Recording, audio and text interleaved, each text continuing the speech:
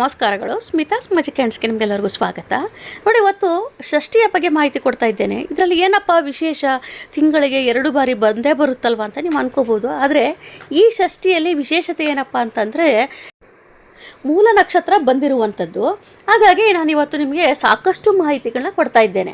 ನಿಮಗೆಲ್ಲರಿಗೂ ಗೊತ್ತಿದೆ, ಷಷ್ಠಿ ತಿಥಿ ಅಂತಂದರೆ ನಾವು ಸುಬ್ರಹ್ಮಣ್ಯ ಸ್ವಾಮಿಯ ಪೂಜೆ ಮಾಡ್ತೇವೆ. ಕಾರಣ ಅಂತಂದರೆ ಶತ್ರು ನಿವಾರಣೆ ಆಗಿರ್ಬೋದು, ಆರೋಗ್ಯ ಸುಧಾರಣೆ ಆಗಿರ್ಬೋದು, ಸಂಕಟ ನಿವಾರಣೆ. ಹಾಗೆಯೇ ಆದಷ್ಟು ಈ ಷಷ್ಠಿ ದಿವಸ ನಾವು ಉಪವಾಸ ಇದ್ದು ಆಚರಣೆ ಮಾಡಿದ್ದೇ ಆದಲ್ಲಿ ಒಂದು ಸಂಕಲ್ಪ ಮಾಡ್ಕೊಂಡು, ಇಷ್ಟು ವಾರಗಳು ಅಂದರೆ ಈ ಒಂದು ವರ್ಷ ಮಾಡ್ತೇವೆ, ಒಂದು 5 ತಿಂಗಳು ಮಾಡ್ತೇವೆ, ಈ ಥರ ಒಂದು ಸಂಕಲ್ಪ ಮಾಡ್ಕೊಂಡು ನೀವು ಈ ವ್ರತವನ್ನು ಆಚರಣೆ ಮಾಡಿದ್ದೇ ಆದಲ್ಲಿ ಯಾರೆಲ್ಲ ಒಂದು ಸಂತಾನಾಪೇಕ್ಷೆ ಉಳ್ಳವರಾಗಿರ್ತೀರಿ, ಅದರಲ್ಲೂ ತುಂಬ ಬಹುಮುಖ್ಯವಾಗಿ ತುಂಬ ಜನಕ್ಕೆ ಗಂಡು ಮಗು ಆಗಬೇಕು ಅನ್ನೋದು ಆಸೆ ಇರುತ್ತೆ.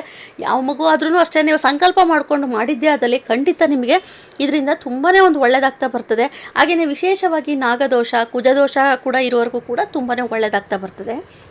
ಈಗ ನಕ್ಷತ್ರದ ಬಗ್ಗೆ ಮಾಹಿತಿ ಕೊಟ್ಬಿಡ್ತೇನೆ. ಈಗ ನಮಗೆ ಚೈತ್ರ ಮಾಸ ಕೃಷ್ಣ ಪಕ್ಷ ಷಷ್ಠಿ ತಿಥಿಯು ನಮಗೆ ಪ್ರಾರಂಭವಾಗುವಂಥದ್ದು 7ನೇ ತಾರೀಕು ಮಂಗಳವಾರ ಸಾಯಂಕಾಲ 4:35 ನಮಗೆ ಷಷ್ಠಿ ತಿಥಿ ಪ್ರಾರಂಭವಾಗಿರುವಂಥದ್ದು. 8ನೇ ತಾರೀಕು ಬುಧವಾರ ಸಂಜೆ 7:02 ಇರ್ತದೆ.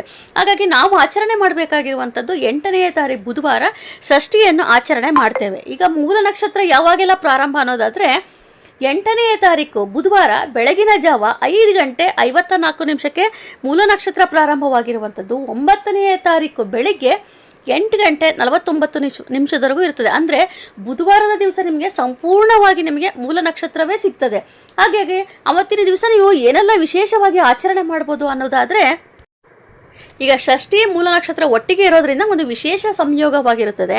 ಮೂಲ ನಕ್ಷತ್ರದ ಸ್ವಭಾವ ಏನಪ್ಪ ಅಂತಂದರೆ, ಮೂಲ ನಕ್ಷತ್ರ ಅಧಿಪತಿ ಕೇತು ಗ್ರಹ. ಹಾಗಾಗಿ ಇನ್ನೊಂದು ಸ್ವಭಾವ ಏನಪ್ಪ ಅಂತಂದರೆ, ಮೂಲದಿಂದ ಅಂದರೆ ಹೆಸರಲ್ಲೇ ಇರುವಂತೆ ಮೂಲದಿಂದ ಸಮಸ್ಯೆಗಳನ್ನು ತೆಗೆದುಹಾಕುವಂಥದ್ದು, ಕರ್ಮಫಲಗಳು ಕಡಿಮೆ ಆಗುವಂಥದ್ದು, ಕೆಲವೊಮ್ಮೆ ನಿಮ್ಮಲ್ಲಿ ಏನೋ ಒಂದು ಜೀವನದಲ್ಲಿ ಒಂದು ಕಠಿಣ ಪರೀಕ್ಷೆಗಳು ಹೆಚ್ಚಾಗಿರುವಂಥದ್ದು, ಅದನ್ನೆಲ್ಲವನ್ನೂ ಕೂಡ ನಿಮಗೆ ಕಡಿಮೆ ಮಾಡುವಂಥದ್ದು, ಇವೆಲ್ಲವೂ ಕೂಡ ತುಂಬಾ ಒಳ್ಳೆಯ ಫಲ ಸಿಗ್ತದೆ. ಅದರಲ್ಲೂ ಷಷ್ಠಿ ಮತ್ತು ಮೂಲ ನಕ್ಷತ್ರ ಸಂಯೋಗ ಒಟ್ಟಿಗೆ ಇರೋದ್ರಿಂದ ಒಳ್ಳೆಯ ಫಲ ಸಿಗ್ತಾ ಹೋಗುತ್ತದೆ. ಹಾಗೆ ಹಳೆಯ ಕಷ್ಟಗಳು ಏನೋ ನಿಮ್ಮದು ತುಂಬ ದಿವಸದಿಂದ ನೀವು ತುಂಬ ಕಷ್ಟಪಡ್ತಾ ಇದ್ರಿ ಅಂದರೆ ಅದು ನಿಧಾನವಾಗಿ ಕಡಿಮೆ ಮಾಡಿಕೊಳ್ಳಲು ಇದೊಂದು ಒಳ್ಳೆಯ ಸಮಯ ಅಂತಲೇ ಹೇಳ್ಬೋದು.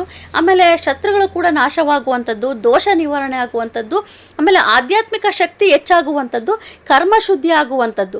ಇನ್ನೊಂದೇನಪ್ಪ ಅಂತಂದರೆ, ವಿಶೇಷವಾಗಿ ಈಗಂತೂ ಎಕ್ಸಾಮ್ ಟೈಮ್ ಮಕ್ಕಳಿಗೆ, ನಾನು ಅದಕ್ಕೋಸ್ಕರ ಈ ಒಂದು ವಿಡಿಯೋ ಮಾಡ್ತಾ ಇರೋವಂಥದ್ದು ಮಕ್ಕಳಿಗೋಸ್ಕರನೇ ಮಾಡ್ತಾ ಇದ್ದೇನೆ.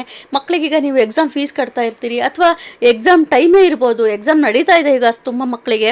ಹಾಗಾಗಿ ಅವ್ರಿಗೆಲ್ಲ ಕೂಡ ಒಳ್ಳೆಯದಾಗುವಂಥ ದಿನ ಇದಾಗಿರುತ್ತದೆ. ಅದ್ರ ಜೊತೆಲಿ ನೋಡಿ, ವಿಶೇಷವಾಗಿ ಬುಧವಾರದ ದಿವಸವೇ ಗಣೇಶನ ವಾರ, ಬುಧವಾರ ಜೊತೆಲಿ ಷಷ್ಠಿ, ಜೊತೆಯಲ್ಲಿ ಮೂಲ ನಕ್ಷತ್ರ ಎಲ್ಲ ಒಟ್ಟಿಗೆ ಬಂದಿರೋದ್ರಿಂದ ನಮಗೆ ತುಂಬಾ ಒಳ್ಳೆಯದಾಗ್ತಾ ಹೋಗುತ್ತದೆ. ಹಾಗಾಗಿ ಮೊದಲು ಗಣೇಶನಿಗೆ ಪೂಜೆ ಮಾಡಿಕೊಂಡು ನಮಸ್ಕಾರ ಮಾಡಿಕೊಂಡು ಗರಿಕೆ ಇಟ್ಟು, ನಂತರದಲ್ಲಿ ನೀವು ಸುಬ್ರಹ್ಮಣ್ಯ ಸ್ವಾಮಿಗೂ ಕೂಡ ಆವತ್ತಿನ ದಿವಸ ಹಾಲಿನ ಅಭಿಷೇಕ ಮಾಡಿ ನಿಮ್ಮ ಮಕ್ಕಳಿಗೆ ತುಂಬಾ ವಿದ್ಯಾಭ್ಯಾಸದಲ್ಲಿ ಒಳ್ಳೆಯ ಸುಧಾರಣೆ ಕಾಣ್ತಾ ಹೋಗ್ತೀರಿ.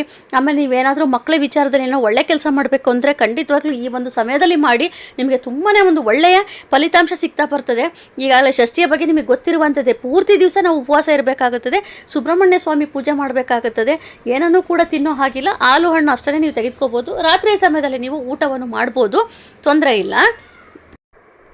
ನೀವು ಗಣೇಶನ ಪೂಜೆ ಜೊತೆಯಲ್ಲಿ ಸುಬ್ರಹ್ಮಣ್ಯ ಸ್ವಾಮಿಯ ಪೂಜೆಯ ಜೊತೆಯಲ್ಲಿ ಸರಸ್ವತಿ ಅಮ್ಮನವರ ಒಂದು ಬೀಜಾಕ್ಷರ ಮಂತ್ರ ಅಂದರೆ ಓಂ ಐಂ ಸರಸ್ವತಾಯ ನಮಃ, ಓಂ ಐಂ ಸರಸ್ವತಾಯ ನಮಃ ಅಂತ ಈ ಒಂದು ಮಂತ್ರವನ್ನು ಕೂಡ ಹೇಳ್ಕೊಂಡು ನೀವು ಗಣೇಶನಲ್ಲಿ ನಮಸ್ಕಾರ ಮಾಡ್ಕೊಳ್ಳಿ. ಗಣೇಶನಲ್ಲಿ ಸುಬ್ರಹ್ಮಣ್ಯ ಸ್ವಾಮಿ, ಸರಸ್ವತಿ ಅಮ್ಮನವರ ಬಳಿ ಕೇಳ್ಕೊಳ್ಳಿ, ನಮ್ಮ ವಿದ್ಯಾಭ್ಯಾಸ ಚೆನ್ನಾಗಾಗಲಿ, ನಮಗೆಲ್ಲ ರೀತಿಯ ಒಳ್ಳೆಯದಾಗಬೇಕು ಅಂತ ನೀವು ಕೇಳಿಕೊಂಡು ನೀವೊಂದು ಏನು ಅಂದ್ಕೊಂಡಿರ್ತೀರ ಒಂದು ಹೆಜ್ಜೆ ಮುಂದಿಡಿ.